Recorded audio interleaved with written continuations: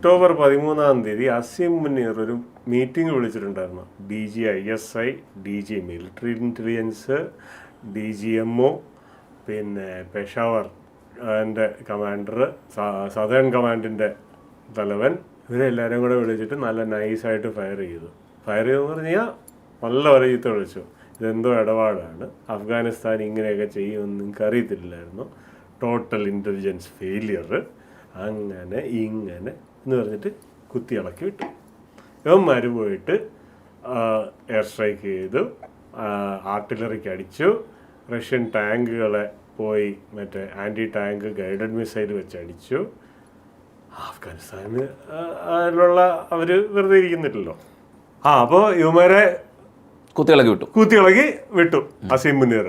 അഫ്ഗാനികൾ തിരിച്ചു വന്നിട്ട് സ്പിൻ ബോൾഡാക്ക് ചമൻ, അത് അഫ്ഗാൻ പാകിസ്ഥാൻ അതിർത്തിയിലെ 3 പാസുകളിൽ 3 ഗേറ്റുകളിൽ മേജർ ആയിട്ടുള്ള ഒരെണ്ണമാണ്.